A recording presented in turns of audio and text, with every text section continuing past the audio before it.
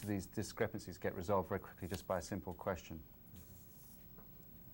It's when you have limited comm, then suddenly this issue of which document is the ruling one becomes an issue. Okay. The other comment that was in there was related to duration times. And I know you've mentioned before about setup times and clearing the work area. Those weren't really adequately accounted for, but how about experiment execution times and things like that? Well, I think we got there, Keith. Okay. Initially, they weren't correct. I tried to be honest to you as to what I used, and I think you updated the times as a result of those comments. So we evolved. I mean, I expected that, and it worked well.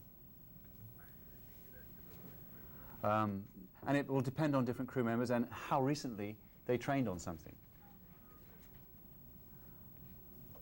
Do you think there's a way to pre-plan that for that, where we maybe allow more time at the beginning of the mission? Oh yes, And I mean, you were doing that, Terry. I thought. Cut down. Well, I'm saying pre-plan though. You know, pre-plan we didn't do that. Oh, you didn't? Until you called. And No, yes, you should pre-plan. Yes, because it's there. It's there. It's not going to be any different on a future flight on Mir. A lot of that time is in just clearing your space, clearing your workspace. The next set of questions are about workload in general. Was the workload acceptable, or were we giving you too much or not enough to do on a given day? Before the collision, the workload was acceptable. It was at my limit, but I always maintain a reserve of kind of relaxation time. So I will squeal before I'm actually totally overloaded. And you probably back off right before that too, so it always works out. So I thought, given the give and take that we had, I would say I wasn't going to get this done today. Often you'd give me 2 major activities in a day, and I ended up doing 1 of the major activities in a day. I think you guys figured it out after a while. I did, and we kind of evolved. What I said during the basically, yeah, I think that's the point. If you have 2 major activities that you have not yet executed, two new experiments that you haven't seen yet, probably only one of those is going to get done in a day. That was just how it worked out with us.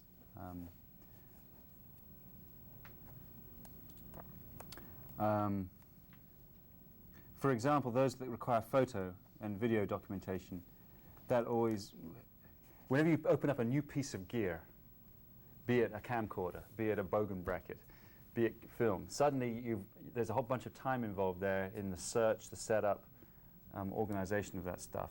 That pays back later on because everybody else is benefiting from that stuff being out now and ready. But that's what's happening when you get one activity performed and not the other in a day. Do you have specific questions on that? Because I felt that we had a good. I mean, I called down when I had to.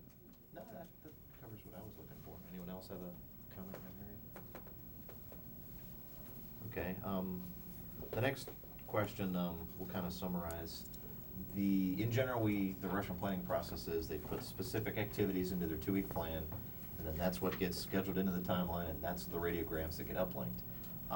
After the collision, there was a lot of discussion on the team about trying to do some what-if stuff. Let's put a list together of experiments, write the radiograms, send them all up, and this would be what if time becomes available, then he could do these things. Power. And power. But in general, the Russians are opposed to that. Their basic plan is if it's in the plan, it goes up. If it's not in the plan, it doesn't. They don't let you pre-position as to where all this stuff in advance. Do you think that's a plan we should try to go to in the future, or should we stay away from that? Trying to have a little what-if things up there ready to go. Or a shopping list. Or a shopping list. Well, we sort of did that actually in the last week with Parada being delayed in terms of the power-up. So we kept moving in. You had a whole bunch of you had a shopping list of activities you wanted checked out before Dave arrived, and you had a priority on them. And you gave me the priorities, and you gave me the list. And I basically almost didn't have to look at the Form 24 each day to figure out what I was going to do the next day in that last week before docking. To that level, I think it's appropriate. And implied in that is that any one of those items on the shopping list isn't going to blow them in terms of power. To that level, I think it's a good thing. For you to work it more detailed than that, it's not a good thing, because the situation really is always changing. So that I got the feeling after collision you were doing that, and I remember feeling, well, it's fine that they're working it, and I'll just take it for what it's worth when I see it.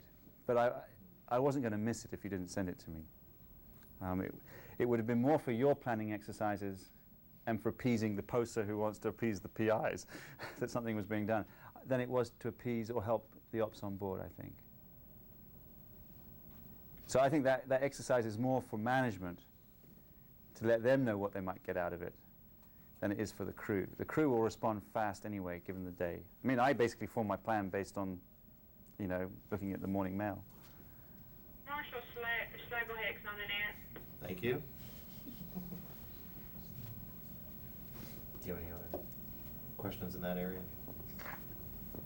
Well, I think where we ran into problems is the Russians actually want to see it on paper that it can all fit in, and that on this day you're going to do NISD checkout, on the next day you're going to do OPM checkout, however you did. And our take was to maybe send you up a list and let you decide which ones to do.